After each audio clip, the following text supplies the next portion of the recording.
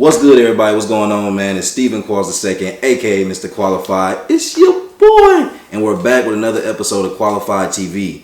And man, I don't know what bars, what gems are gonna get dropped in this episode, but it's gonna be a good one. It's gonna be a good one. I'm sitting here with a really good friend of mine, man. We was really just talking about like how we even came to, how we met, came to know each other, consider each other friends, all of that. But I will let him introduce himself, and then we just gonna hop right into the conversation for y'all. Man, first off, my brother, man, what's good with you? What's good, man? We hooped earlier today. We man. did. We finally got on the court. I told you it was kind of nice, man. You did, man. No, you was sniping. You was sniping today. I got to get you. They call me Black Klay Thompson. But in 2015 though, you know what I mean? 2015 though. 2015, not the new version. Not the new version, yeah. Right, 2015, man. But hey, my name's Rashad Young. Some of y'all may know me, some of y'all may not, most likely not. I was like at Mizzou, like a ghost kinda, you know what I mean? It's true. Shout out to the zoo though, graduated in 2017. What do I do? I think I do a lot, man. I'm an author. 2 books, 3 on the way. Another one's on the way. Sheesh. This year. Podcast host, multiple podcasts I've done. Main one I'm known for is Medium Lit. Shout out to my brothers at ML4L. I'm bringing back my own individual one the next couple of weeks. I won't announce it just yet because I want to be a little important at this moment. But I'm also a counselor in training, or a therapist in training, as they say, man. So I'm trying to be a mental health counselor at this point, man. Trying to change the game, change the narrative for black men in therapy. So are you going for your PhD, or are you just going for the certificate? Let's not go there yet. So right now I'm in my master's. You gotta get a master's in counseling first. Got it. Okay. PhD. Thought about it. I won't lie to you though. That'll be my 4th degree. I already got a master's in higher ed, which I shouldn't have done. Honestly, I shouldn't have done that, by the way. But yeah, maybe I got another year and a half with this program. But I may get a PhD. I don't want to prescribe drugs to people. That's another combo. But yeah, I think PhD be more of like a leverage thing. I want to have my own practice at some point. For sure. Yeah. Yeah. No, I would say the same. I've been trying to make the decision. That's the biggest thing for me, bro. Honestly, as I consider everything, has always been that. So at my age now, like being 27, turn 28 this year. If I was to start next fall, I would start at 28, and ideally, graduate at 33. Now it's not so much the ages themselves. Like I don't feel like that's old or nothing like that. Right. But it's more so if I'm looking at the next 5 years, and ideally, like what's important, whether that be starting a family, whether that be trying to, build whatever, all that's going to put on hold when you are in school and you're not necessarily earning to, you could finesse where you can, but you're not earning to save. Like you're earning to get by and just get through school and do this and that. And there are other methods I'm sure, I don't have the experience. I was about to say, I agree, I disagree, but I respect it. I get the point of view though. But for me, the idea is like, man, can I commit to these 5 years and not feel like, 4 or 5 years or whatever, and not feel like I'm giving up? What do you feel like you're giving up? I guess freedom, in a way, to a degree. What? The freedom of like being able to do certain things without knowing you're giving such energy to this degree. So when I like talk to people who have like gotten their PhDs, they talk about, how much obviously it takes, how much time is going to take, not like actual time, but just the time is going to put in to get it. Yeah. And I think about, and maybe it would be different, if I maybe wasn't in the space I was in regards to certain things maybe being more set in stone or like settled, where it felt like I'm going into it with this and not having to make decisions on things as I'm in the midst of that 5 year. I actually like that way better though. The latter? Yeah, I think settlement. Let me let you finish first. Right? No, I was gonna say. Even with saying that, I could see how kind of starting that first and just figuring out what fits into that plan makes more sense than feeling maybe forced or obligated to solidify something beforehand and take that into it when you can't really guarantee that it will make it through anyway just because you did it before. Yeah, was anything ever solid though? Okay, we're starting early. All right, we're starting early. I'll say this as a disclaimer. I'm very objective thinking. I will probably most things that people say I don't actually agree with. I always think there's always another way you can go about it. Absolutely. So, I don't think there's anything in life that we do is actually solid. So even when you mention a 5-year plan, I don't even like saying shit like that. I don't know. Yeah. Can we curse on here? No, you good. Yeah. I'm a little guy, you know what I mean? But I just think that we're very fixated on getting into certain places by certain ages, and that's not really. I don't think that's the way to live life. Nah. And I'm not saying not to have a plan. I think having a plan is great, but I think the most successful people are just people who just tried it and figured it out. There is no solid anything to get to anywhere. So as you mentioned, getting a PhD, and you mentioned freedom, okay, but I guess my only counter to that would be is what exactly you feel like you're losing. If you're saying your freedom is like doing this, I won't even say that that's the case. It's just it will look significantly different. Are you willing to adjust to that? And that's a great question. And I think that's the question that I've started to ask myself, because I've started to look at things in I would say a similar way in regards to, I mean, even to your point of like, what is really solid? It's like, how are you defining a loss? Because like, yes, we can talk about the pain that comes with not having something that you're used to having. Yeah. But how many scenarios are there where you actually lose something that is, I don't want to say that, I don't want to make it like a worth thing, but where you lose something that's like you can't be without. Like where you lose something that you genuinely like need. Yeah. That rarely happens in the realm of the conversations of people saying like, oh, well, I lost this, whether it be a person, or I lost this opportunity, or I lost this job, or I lost this friendship. And it's like, I think it's a very real thing to be, at least for me. I feel like I kind of was shocked by this idea that, dang, like I could be cool with somebody for X amount of years and this happened and now I'm second guessing and questioning, or could have been rocking this type of way and all of a sudden that go left, and it's like how we even get. But it's really one of them things where like, nah, like that is life. Sometimes it's supposed to happen like that too, though. Yeah, and I mean, like you said, sometimes it's supposed to happen. I feel like it's supposed to happen in a way where maybe you're supposed to feel it like that. Like even if that's not I won't say how it really happened. Like not that you making it up, but maybe you gotta let it hurt or make it hurt a little bit, not more, but to the point where like, things, I don't know, set in, I guess. But yeah, I just think it's an interesting place to be in where you navigate and all that. Well, loss is the root of loss is an attachment. So this is facts. I mean, most people are just attached to certain ideas and concepts of people. I mean, that's just a fact. So the biggest thing I've learned, like since I've been in, two things: therapy. One, shout out to facts. People who are in therapy, but actually being in school to be one, you learn that everything is just rooted in attachment, and and also with attachment is ego. So when people feel a certain way about losing a friendship or something like that, it's because of their ego. Like their ego is affected by something. That's why, and I say this with all due respect, I have a hard time with people who like live their life through their occupation. And they celebrate it. And not to say that you shouldn't celebrate your accomplishments at all. Yeah. But people be like, oh, I do this, I do that. Like, that's a very dangerous way to live, because at some point you're going to be rooted in that identity. Okay, you could, like I said, I'm in school to be a therapist. Okay, that's one part of me, though. There's other things I like to do. So if my regular day is to be a therapist, I'm more than a therapist, though. Or, if you're a doctor, lawyer, whatever, like those are great things to strive for, but you are more than that. But that's how we marketed ourselves. That's why I think social media is a dangerous thing. I'm not trying to go very left. Right. But I mean, it's a form of attachment. We attach ourselves to certain identities again. So when people, let's say like you know somebody and y'all not cool. Yeah. The first thing somebody typically do is, I'm just gonna follow you. Like, okay. Like, and I'm not saying that to be like dark. It's just what does that do? That's just depends on the person, I guess. I don't know.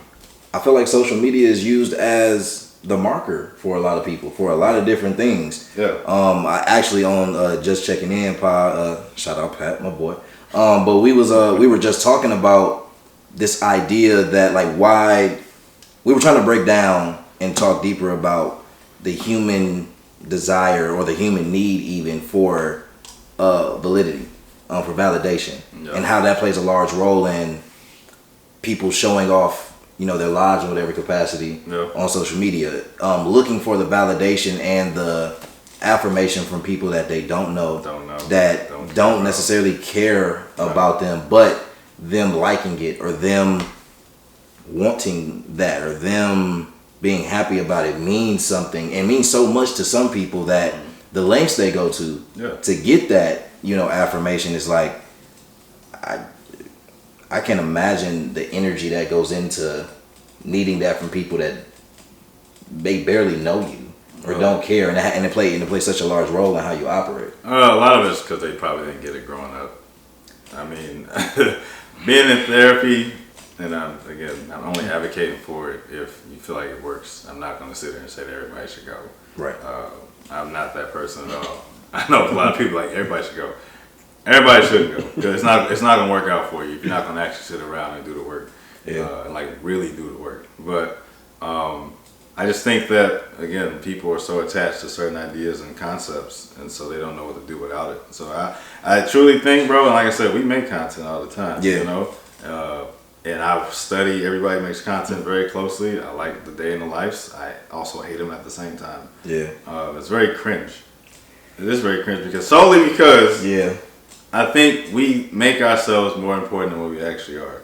And I'm saying that in the most respectful way. Like, your life matters, you matter, but we create our own ego system and our own ego by making ourselves appear more important than we actually are. So, like, no disrespect, but like, if you get fired tomorrow, nobody cares what you do. And like, they may care in their first 5 minutes. Oh, they're fired, we'll help you out, but there's somebody else who got other issues as well. So it's not going to matter as much. And I think the biggest thing that I've learned also, because I have a different mindset, is like detachment. Now, practicing detachment is the hardest thing ever. Because one thing about me, if y'all in the zodiac signs, I'm a Pisces, and I know people have their knacks on Pisces, and Pisces men in particular. Oh man, it can be very emotional, I guess, and also very dark. But you learn, especially when you are very in tune with your emotions, like I feel like I am. If you don't detach yourself from things, you will literally create a whirlwind. That's why I said things happen as they're supposed to. Yeah, there's people in your life that you may know for 10 years and like gotta fall out one day. Sometimes you don't really need to patch that back up. Not because it's not worth it. It's just what when somebody's not in your life, like, what does it actually serve you? And once you really like sit around and reflect on it, was that person like really that important, or is it just because they did something in 2015 and I was like that moment? I was like, oh, that's the one right there. Like I told you off camera, like a real friend is somebody that goes over beyond it consistently, not just like when it's a convenience. But most people in your life face off a convenience. So that's my thoughts. No, you spitting early. I was having a conversation earlier, and I was talking about how it wasn't really until I basically turned 27 that I felt like an adult, like truly felt like an adult for the first time. Like, was I, or however, I wonder what order you think it should be in. Do you think that you are grown before you're actually an adult, or vice versa? Because I know people use those words synonymously, I think there's a difference. I think grown is just a concept somebody made. That's my opinion. Nobody really knows what they're doing. Quit acting like you do. I hate that. I really do. Yeah. I think it's grown is an age thing. Grown is an age. I think really grown is a mindset. Let's just go there. I think it's more of a mindset than an age thing, because you can be 40. There's 40-year-old kids out here. You know, you're absolutely correct. Or 50-year-old kids. Again, it's just a mindset. But I also think the other part is when people are like, oh, I'm grown. It's like, but you have very childish ways though. If you can't communicate with somebody, that's very childish. And there's a lot of people who swear they're grown, both men and women, who they still act like children in certain spaces. I feel like if you avoid conflict, that's very childish. Because I'm looking at more in the space of like human connection, like personal relationships, friendships. Like I know there's different attachment styles, and we don't necessarily have to go there, but like I think there's a lot of things that we do that we feel because we are grown, they're acceptable, and they're really not. Because, you know, it's a big concept now. Like, this is who I am, take it or leave it, you know, like, you know what I mean? So like, do you think people confuse being grown with being able to do whatever you want to do? Yeah. I think that's the biggest thing. Is independent, again, it's another concept. Yeah. Because then we also have people with strong ideologies that they're independent, they can do it by themselves. But what can we really do by ourselves in this life? You weren't even here by yourself, you know? Like, it took two to tango, you know? So, like, that's just the thing, is we cannot do anything in our life by ourselves. Now, I will say people who are very independent is probably because they've experienced a lot of heartbreak or disappointment from people in their life. So I get it. But it also becomes a caveat, I don't want to say caveat, it becomes more of an issue down the line because they become so self-sufficient that there is genuine people that are trying to get them to that next step, and they won't take it because they're like, oh, well, I did this by myself. No, you didn't. You didn't. You might have put in the work and the growth, but again, somebody had to get you to that next step. Yeah. Something pushed it. You know, if you're selling a product, you didn't sell $1 million of a product by yourself. You know, people had to buy it, support it, etc. Like, there's nothing we can do by ourselves. Like, you know, even that's why I have a hard time when people idolize celebrities. You know what I mean? Oh boy. Yeah. Like, I'm not coming for the Beehive at all. I may come for the Beehive. Y'all got problems. I'm not. But it's just like when we put certain people in certain brackets of life, you have to remind yourself like they're just as regular as you. They're just very successful at what they do in their craft, but also they're only as successful as far as you support them. So again, they didn't even do it alone themselves either. You know, that's another combo though. I'm not yeah. No, I mean we can kind of segue though, because I mean we mentioned earlier we both have done podcasts, multiple podcasts, have been in the content creation space. Yeah. And I feel like, I mean, as we've been talking off screen about, I feel like we have similar outlooks and approaches in regards to, very much so. You know, like what things mean, like just being genuine and authentic in what we do. Yeah. How do you navigate content creation from a standpoint of, have you accepted delayed gratification in a way? Yeah. Is it even something that has it bothered you before? I guess that's the question I'm getting at. I've had struggles. I think, like you mentioned, like you find like certain things click with you at 27. I think it clicked for me maybe about a year ago. Again, we live in such a micro content speed phase of life, and so I will admit, volume will always be the biggest advocate for success in content creation. But I will say that what I've always struggled with is I'm tired of playing characters in certain roles. Like how I'm talking to you right now is like this is how I am. I'm not the guy that's gonna be like, oh, what's up guys? Like, welcome to my YouTube channel. Like, I hate that shit. That shit's annoying. But I get it though, because you're doing it for the viewer. But this is who I am 98% of the time. Do I have a personality? Yeah, especially like off tequila. Like, it's great. But it's like that's not how I pick my spots though. So even when I redo these podcasts, I look at them like albums. I look at everything as I do as like albums. I like that, because I don't think like my first pod was called Stay You, and I did like 11 episodes with that. And then when I did my other solo pod, Young, Educated, and Uncertain, I did like maybe 80 episodes of that. And then I just did The Infinite. I did like 20 episodes of that. But those are all different time markers in my life where that's where I was at. So like this new one, I feel like this is finally the one that I'm gonna actually stick with and like roll with that. Because it's not really, again, I think it's all about rebranding yourself. So even at this point now, you know, we're knocking 30. So at this point, what you see now is what you're gonna get. You're not gonna get no over the top person to get attention, because we do. I do this because this is what I enjoy to do.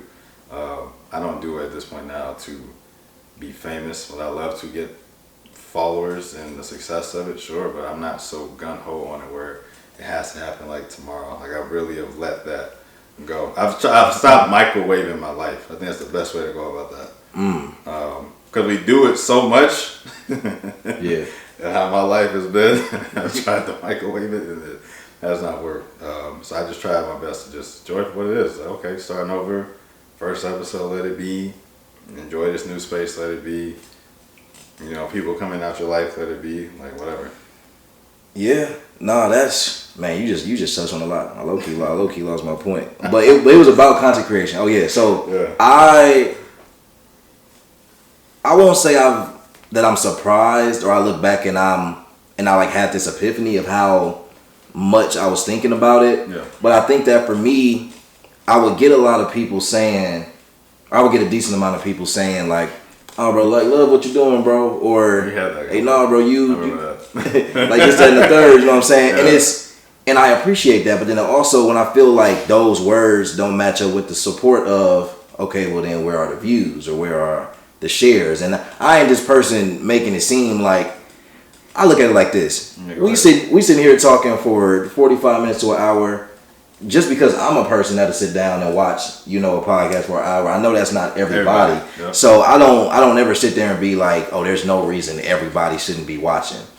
But if you would have a conversation with me and say that you're a fan of me, this may go back to the friend piece also. If I got a friend that's putting out an hour pod, or if I got a friend that's, you know, that done made an album, like, I'm going to listen at least once. Now, if I watch the pod and I'm like, hey, man, look, the video was grainy or whatever, maybe like work on this. Like, I'ma still try to support him whatever way I can, but this is ways it could be better. Or album, hey bro, if you really want this music thing to be for you, it might have to go back to, but I'ma listen to at least be able to say that. For sure. And I would imagine that if I'm somebody that you have put in that, you know, circle of your life, that constructive criticism from me would be welcome, if not, you know, appreciated right away or whatever the case may be. So I used to really have an issue with feeling like it was fake support. It is. It is fake support. And that really used to bother me because I don't get that.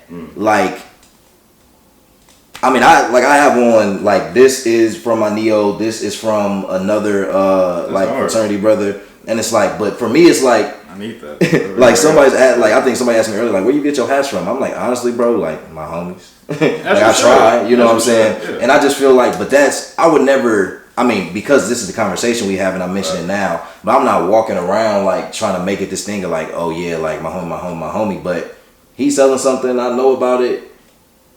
Fire, like, I won't say fire or not, but like, I'm a support regardless. But especially if you do this, like, if I'm sitting there saying like, yo bro, that hoodie is fire, and I don't try to cop it or don't have a reason for not copying it, it's like, what was the point of really saying it was fire? Like, it is what it is. Like, if it's fire, it's fire. But that's how I view support. Like, if I can't do something, I can't do something. But if I can, because in my mind, when I look at content, I'm like, bro, share, you know, something, you know what I'm saying? Like, it don't take nothing to take the link and put it in another, you know, group chat or send it to somebody's story. You know what I'm saying? Like, small, and to me, like, it's small. Like, I ain't telling you to go post every day that this is up, you know, but why not? But also, why not? You know, but I struggle with that. And I think I had to get to a place where I'm like, yo, you really got people that ain't gonna understand the vision, or would rather act like they don't see the vision until the vision is seen by enough people where it matters. And that, and then too, again, it goes back to, you're not as important as you think. Very true. So, not saying no, but I get what you're saying. It's very much the idea that, like, yeah, I also have to get out of the mindset of, well, one, not taking it personal, but two, like, yeah, bro, like, it's a lot of people doing what you're doing, and like, what separates you.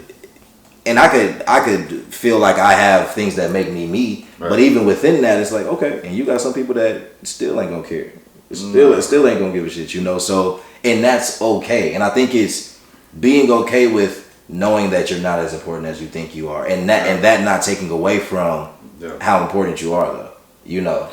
Yeah, but my thing is with people, and this may sound, this is definitely going towards our people. I have a hard time with that because we will easily support somebody that we don't know all the time. So again, I'm going to go back to idolization, and I get it because people are at those places that we desire to be at. So I understand that. The hardest part is, though, you know, you have people that have the same idea and the same visions and the same goals as those people, and the only way that those people got there is because people supported them or whoever. Like, again, you cannot do nothing by yourself. So I have a hard time with that sometimes. I don't take anything personal no more when it comes to. I don't really try to take much of anything personal anymore. Period. Because two things for sure. Like people gonna think what they're gonna think about you. And I always say, if you never ask me about something, you're being ignorant already by default. That's why I try not to gossip anymore or like say little things about people. Cause I think that is our biggest issue, just as people itself. We make all these comments and assumptions about people, and we have no idea who they are. And I said we met. I forgot how we met. We met on the whim. Yeah. Like I said we was at the school at the same time, but I was like an anomaly. Like I didn't know what anybody was going on. You was naming people. I'm like, bro, I don't know. I don't know nothing. Nobody. But I've always desired to live my life like that, though. Like I'd rather you just hear about me than like actually know what I'm doing, because I don't see the point. But back to your thing, though, I don't see why it's such a difficult thing, though. You know what I mean? For people, and I get it. It may not happen every day because people got life things going on. Yeah. But I assure you, your favorite brand, your favorite artist, if they dropping something, you posting it, you're gonna talk about it, you're gonna tweet about it, whatever. So somebody that you know for years who has the same vision and idea, you can't take 2 seconds out your day or your week. Because we all on our phones. And I hate when people say I'm not good at doing certain things on their phone. I'm starting to recognize that's an excuse. You just don't want to do it. Yeah. Like, people like, I'm not good at texting. Them niggas is lying. No, facts though. Yeah, like I did it in my head. Bro, check your screen time, dog. Your screen time on your phone. I'm definitely guilty of being like, man, I wasn't in my messages. You definitely saw it. I saw it. Yeah, it's like now I may have legitimately you could have got distracted. Yeah, like that may have happened. But But you get what I'm saying though. Yeah. Like we are very much aware of our own things that we do and we don't do. We either just don't want to own up to it that or we just don't want to do it. Just say I saw it and I ain't want to message back. You know what I mean? Like you don't owe nobody nothing. It's just like I do think though when people have dreams and goals, like the people that really know you, they should be supporting it. They should be flooding it. Yeah, even if it sucks. Like, honestly, truly. And because we have similarities in favorite artists. I think Drake's the GOAT. I don't think he does, but Larry Jones is a prime example. Yeah. He just flooded stuff out, man. He's a prime example, though. Yeah. Of just constantly being pushed and believing in himself. But people supporting him, though. And look where he's at now. So that's all I'm saying, bro. People just be making excuses when they don't want to support it. They just don't want to support it. And we don't want to call nobody out on it because we don't want to come off like we're entitled. But so you should say something, though. If we understand that people making excuses is inevitable, how do you feel like you got into a place where either one, you've been able to accept that as reality, like genuinely accept that will happen and there's nothing I can do about it and it is what it is. And do you have feelings about it now? Do you find yourself still kind of, or do you just find yourself addressing it like, nah, that's an excuse, whatever you want to do with that? I might address it with self. Again, I go back to detachment. That's something I've been practicing more than ever now. Because again, you recognize everybody's not going to do what you do. Everybody's not going to show up the same way you do. And I think that's the biggest thing that I had to learn is that I take a lot of pride in being a friend and being very loyal. That's why I'm very selective on who I allow into my life, because I feel like if I care about you, anybody who really knows me, they can call me at any time, and if I can really help them out, I will, whatever it is. And so I feel like when you take advantage of that, it's like you've messed up. Yeah, but my expectations for people, man, it's just what it is. I don't expect anything, I should say, because again, I know I'll be disappointed, but like I said, it could be as simple as you saying you're gonna call me back. Like I expect you to call me back, man, any time. I just think those things are important. I think, especially as guys, like we gotta. I was told by my grandpa growing up, like men only have 2-3 things, like the word, the credit, and maybe money if you're lucky. But that's something. The word thing is definitely very important. You say you're gonna do something, then you should hold yourself to that. And if there's people around you that you care about, you should hold them to that same standard too. If they're really important to you, at least. So Yeah. No, I think word is. I mean, for everybody though, word is so big because it's just if you don't want to do something, just say that. Like, don't. There's no reason to like blatantly lie, thinking that you are protecting me. Right. In the process. Yeah, people are terrible at that. Terrible. Yeah, that's another thing I hate. I hate liars. Despise liars. I don't see the point. Yeah. I think we're at an age now where no matter what it is, what are you lying for? Because you're not really protecting me if you're lying.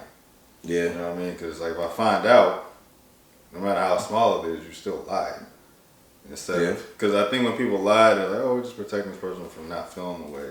You're also not doing them any service because you don't know how they're going to respond to that. What if they have a hard time dealing with criticism or something? So you don't tell them how you may feel about something. How does that help them be better with criticism if you're lying? You know what I mean? So like stuff like that, man. But you know. Yeah. What do I know? Except the person who is trying to become a counselor, which leads into my next question. What made you want to go that specific route? I mean, I know that at least in your content, you've always been one, that kind of just like spoke to people, spoke about being positive about yourself and about like navigating things yourself. But what made you, I guess, want to like take the next step and say, no, I want to actually like do this as a practice with people? And what do you feel like you've learned since like your decision to do it? Like, okay, yeah, I want to do this. What have I learned about like what it will take to do this? I mean, I'll be fair, man. Honestly, learning from my mistakes was like the biggest thing. Usually when the best counselors, like the counselors who have failed the most in certain areas of their life, and I think especially for men, especially black men, I won't consider it a flaw anymore because it's something that it's no longer. I think it's still there, but it's not there. It's like an ego. I was somebody that definitely had a hard time with criticism. I used to be very defensive.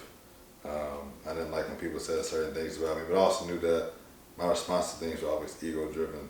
And again, when you go back to the idea of detachment, you realize your ego plays a big role in that too. Now, it's still there. Like, let's not get it twisted. Like, it's still there, but I've worked so much on that because that's not who I am. I think the ego part of me was because of my insecurities, things that I was fearful of, and I'm just more authentic in who I am. I think as far as the counseling piece, I mean, the basis of my name is counselor. Like Rashad stands for counselor in Arabic, so it's always something that I've always kind of thought about when I thought about friends. People used to always come to me about their problems, but really it became a need. You think of doctors, you think of engineers, you think of lawyers, but black males in counseling, I'm like one of a million. So it's for real. I'll always be needed. But two, I just want to change the narrative, man. I think there's a lot of books I've read, people that I look up to in the space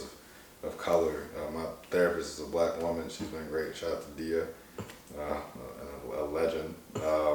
But no, it's just, again, want to just change the narrative, like black man being emotionally cohesive. Like my biggest thing in my life is I want to be a comprehensive man. A guy named Jason Wilson that I've been following for a couple of years, and I read his book.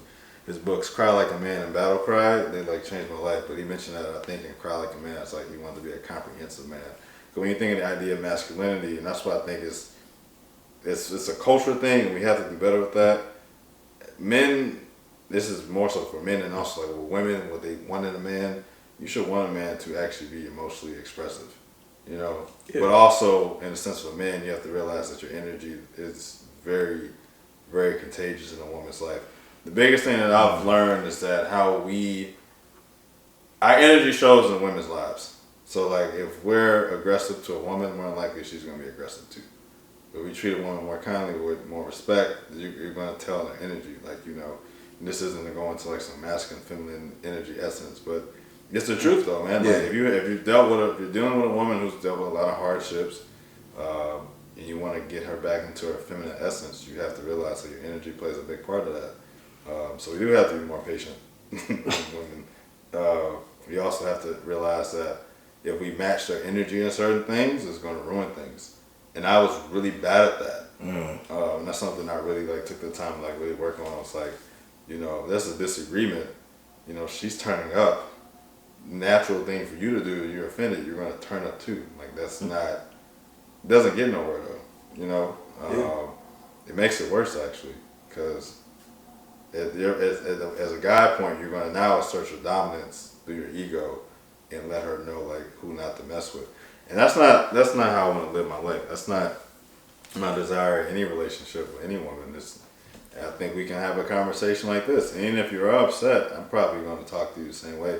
But yeah, my tone can change. It depends on the level of which I feel like the conversation is going. But I'm not going to yell.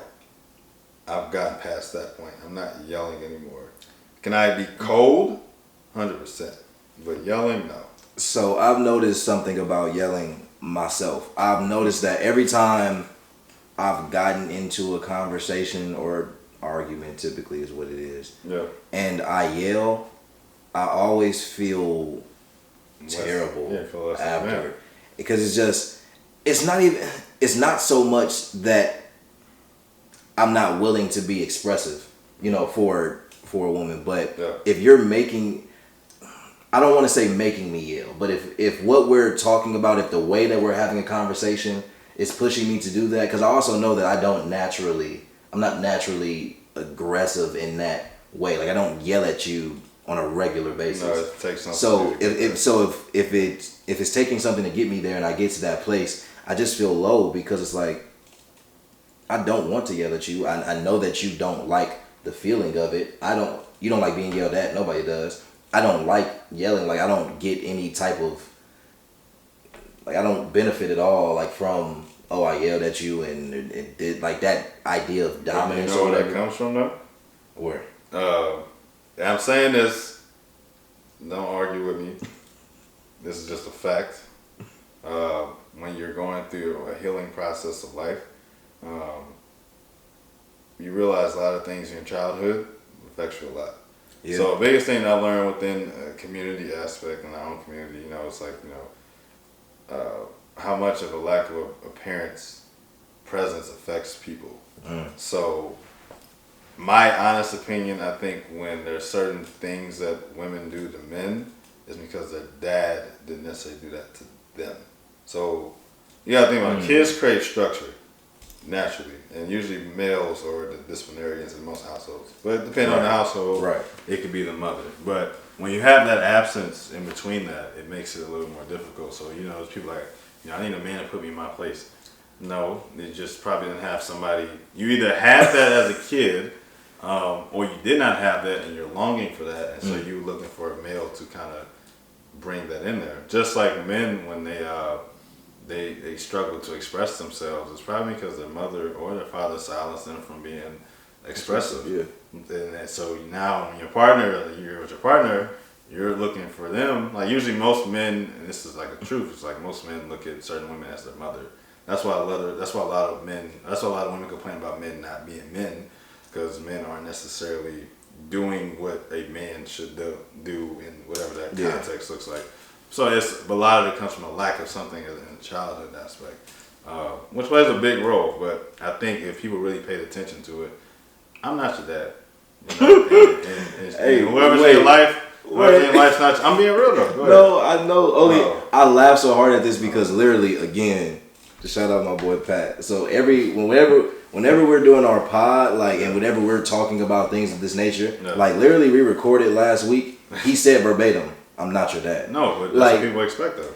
And it's I won't say it's odd, because we're talking about how it makes sense, but I don't think people, they don't understand.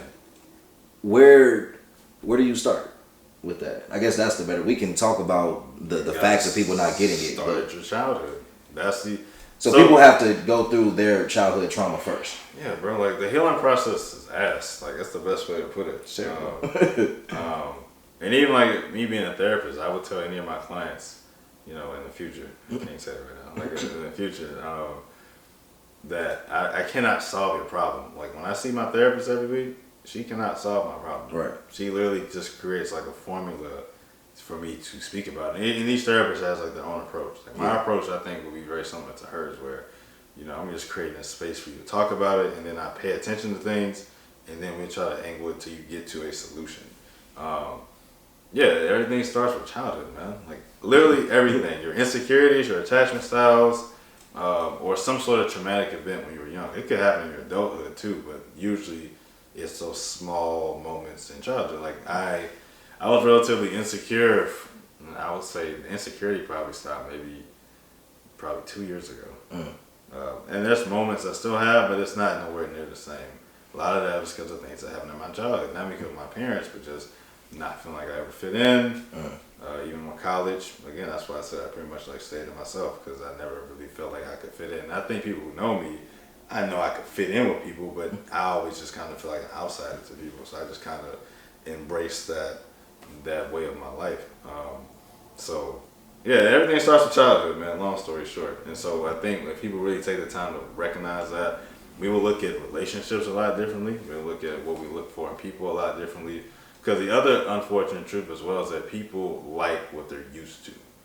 So, Talk about it. I always say, and it's so sad, a lot of people actually never will experience a healthy relationship in their lifetime. Because they're unwilling to go away from what they're used to.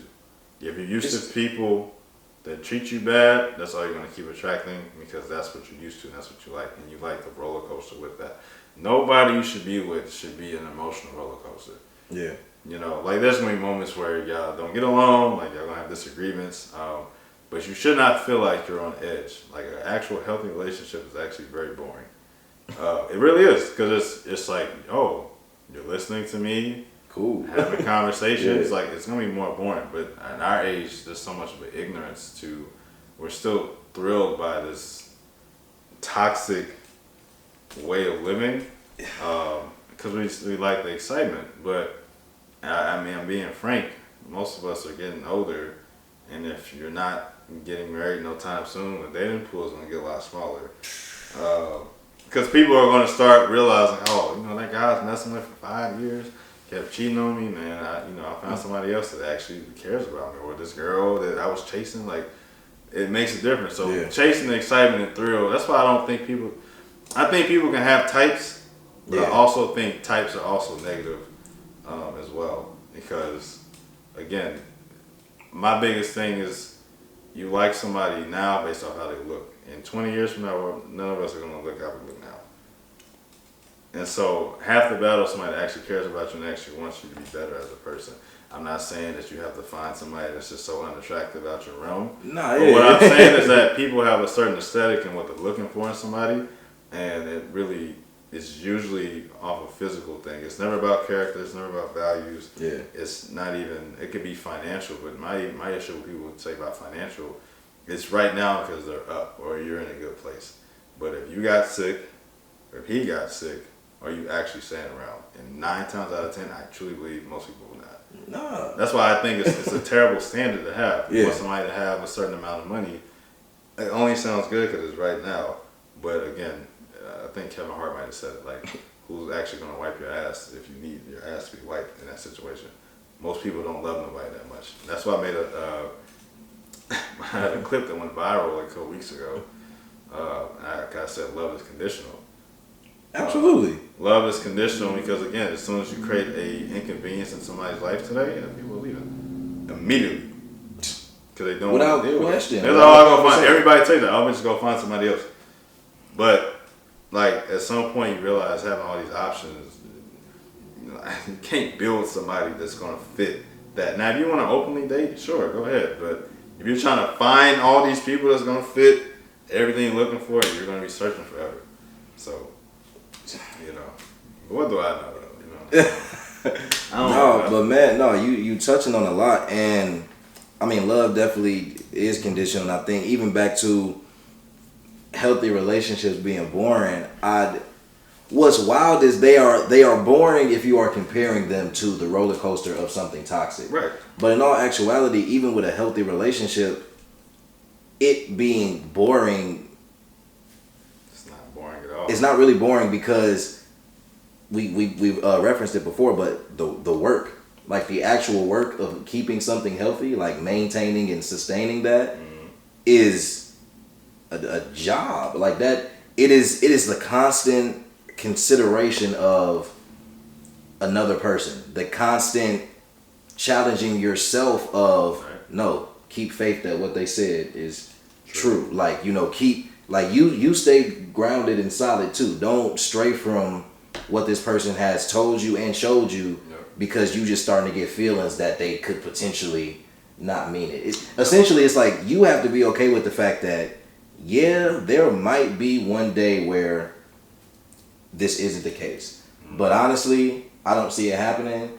And if it does happen, it must have been something really crazy. Right. And until I got to cross that bridge, I'm not going to worry about it. Yeah, but a lot of people also, again, they live based off what they're used to. Yeah. And so until you kind of address those traumas, because I do think a lot of people experience a lot of traumatic things. Absolutely. And then it just transfers into their next relationship. That's why people are very skeptical when people are like very nice to them.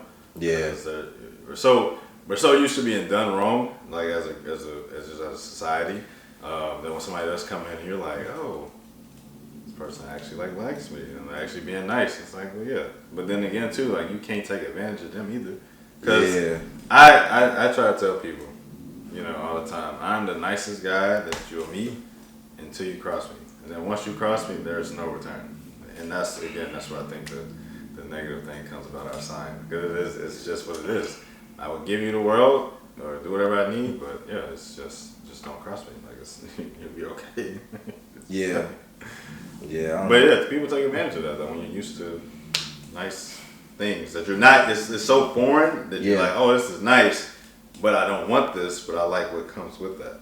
You know what I mean? Yeah, it's a sick game out here, man. So everybody's playing games. And I don't. Do you? It's sickening. That's what I was gonna ask. Sure. So you mentioned, you know, how a lot of people may not, you know, ever experience a healthy relationship. When do you think is your first real shot at experiencing a healthy one? Because when I think about that, I don't see. Shot? Yeah, like I don't think there are too many high school relationships that are, by our definition, healthy. You probably don't start experiencing it until your 20s. After college, though. Probably. No. Maybe. In Again, college. I think what we teach a lot of people our age is very stupid. As in? Oh, you know, make mistakes, you know, you're going to make mistakes. Like, I'm not saying not mistakes, but it's the conscientious decisions that we make that we know they're stupid. That's what it is. Yeah. I want to, not everything, but it's just like certain things. Like, oh, you know, we're going to do this person wrong, and then, oh, you know, we'll be fine, we move forward. Or, it's like going through that repetitive cycle. I think after a while, once you're tired of dealing with the same thing, that's when it will click. But if you keep dealing with the same thing, it's not. I think it's when you try something that's completely different, and you just, again, you detach yourself from how it turns out, and you really say that every day, I'm going to try this, and it's either going to work out or it's not. Because love is a choice, man. Like, I think that's the hard part too. And this is, again, not to go left into like monogamy and, you know, polygamy or whatever, but like, love is a choice. Like, you wake up every day and you be with somebody, you're choosing to be with that person. Like, that person is not entitled to be with you, regardless there's a ring on their finger or they got a house together. Like, nah, you got to wake up and you got to make that choice. The moment you don't want to make that choice, like, that's fine, but also understand what comes with that. Y'all may never speak again. Or, you know, and I think people have to understand that. But the problem is that people want both. They want to make that decision and maybe that newfound freedom, or, you know, see whoever else or whatever. But also maybe there was something within that relationship that was new, that was healthy, they enjoyed it, want to keep that. And like, you can't always necessarily get that. So it's just, I think the only way healthy relationships really happen is if people are two willing people willing to try and like really own up to their own stuff. Because the problem is that most people don't want to admit their own flaws. Again, it goes back to how we present ourselves on social media. We want to present ourselves like we're fine, and we watch, you know, you can be on TikTok, Instagram, and you got a bunch of idiots saying, you know, men are the prize, and you got a bunch of people saying women are the prize. The discourse is getting insane, bro. But it's like, okay, we both are the prize, but like, how are we actually going to come together and actually make something bigger than that? We have two egotistical viewpoints, and both people standing up on this rock saying, no, you got to come to me. No, you got to come to me. Like, no. Like, I think I'm a good person. You think you're a good person. All right, let's try this together. But when you look at it as, well, he has to go through all this to get to me, or she has like that, you're not going to win that. That's what I'm saying. It's a big game. That's what I'm saying, man. Dating is going to be treacherous for a lot of people. It's only going to get worse. And I think, there really are, you get people that say like they tired of the streets, or they tired of dating and whatnot. And it's like I think that people get bored with it after a while. People are very insatiable. I'm sorry. No, you good. I mean, and I agree, but it's just like, I think that just goes back to like, if you really, I would really want people to think about like, what do you think it means? Do you believe in like having a person? Do you believe that there's a person out there for you? If so, what does that genuinely look like to you? Are you asking that out loud? Or I'm asking it out loud. Like, y'all can answer it if you want to. You can answer it if you gotta answer. But I'm just saying in general, when we talk about the work of the relationships, when we talk about what people are used to, if you seek a healthy relationship, I just feel like there are common steps to start to try to build that. Yeah. That, as we've kind of talked about, most people just don't, which leads me to believe that you don't want a healthy relationship. And if you don't want a healthy relationship, then just accept that and say that and go about your day. You know what I'm saying? But like that goes back to people wanting both. It's like you want that type of love because there's a distinction, right. But that type of love don't just happen. No, because the biggest thing that people forget about relationships is like the only way it sustains is you all serve each other. Well, the core relationships is not feelings and love; it's service. Like that's what relationships are. You're literally serving each other in both aspects in life, whatever the multiple facets are. Like you have to serve each other every day and figure out what is that they need that particular day. And so when you start withholding stuff or pulling things back, like I would use sex as a prime example. Like you're mad at your partner, I want to withhold sex. That's like removing the act of service because that's all relationships is, a service. Service, communication, and forgiveness. Like it's not rocket science, dog. Like it really isn't. Not. But we make it more difficult. I tell people all the time, relationships aren't hard. People just make them hard. But again, that's because I learned from my mistakes. There's certain things I just would never do again. You can't. Like you can't afford to for self. And I would there's a respect when somebody, I feel like when somebody reaches that place of understanding and like knowing that, like this is a mistake I made. I won't make it again because this is what it leads to, or this is what it made me feel. I won't say I won't make it again. The attempt will be to learn not to do that the same way. Yeah, for sure. But I get what you're saying. Though. Yeah. I just don't want to come off like I'm that good. No, no, it's cool, man. I feel like the humble vibe is around. But my second to last question for you. Yeah. And all the things we've been talking about, we've thrown it out there, but we haven't explicitly made it the main topic of conversation.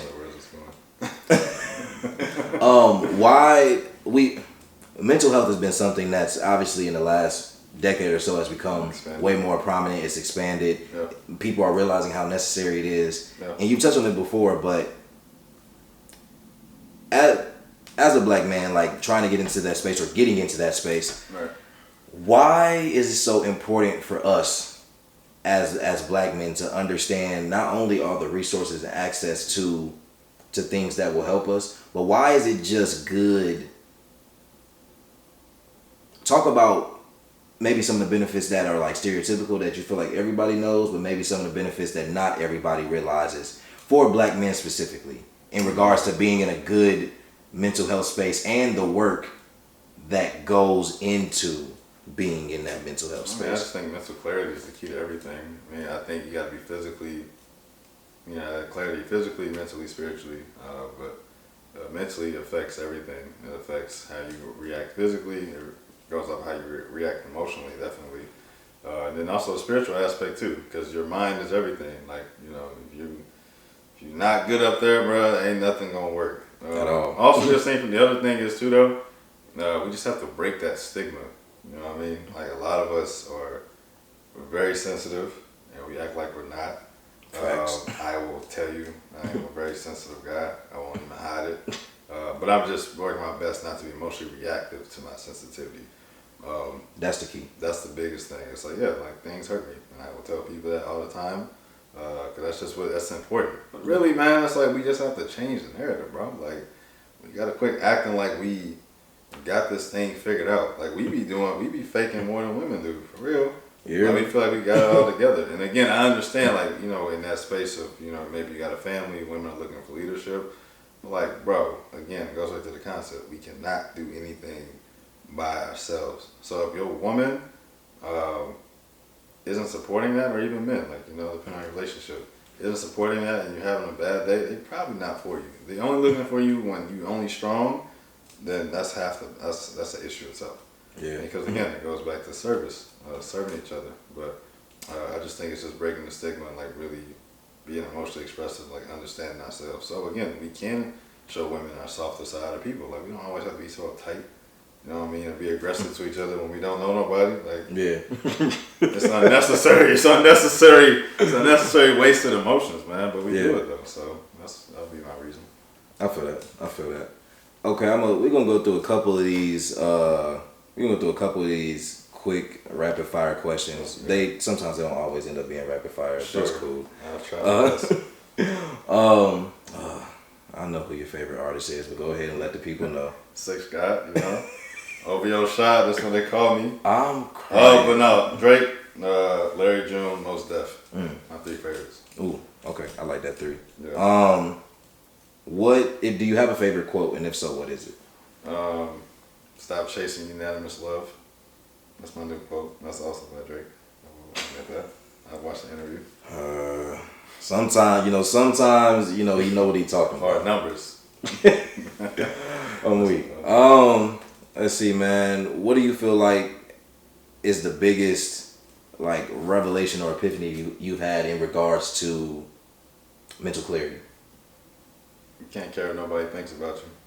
As long as your heart's pure, your intentions are pure, that's all that matters. And everybody's not meant to go with you. So if you things don't work out, people got their thoughts about you, they're not asking questions to you personally, who cares? What is your like favorite pro of content creation, and what's your like which con do you have like the most disdain for? That's great. Pro, I think just give people a chance to like really see who I am. Again, I'm relatively private for the most part, so try to show a little bit of personality. I think the con is just the tediousness. Hate editing clips, but I do enjoy what comes with it. It's just it really is a job. So I think if you really want to be good at it, you really got to really put in the work. So it's just a new challenge.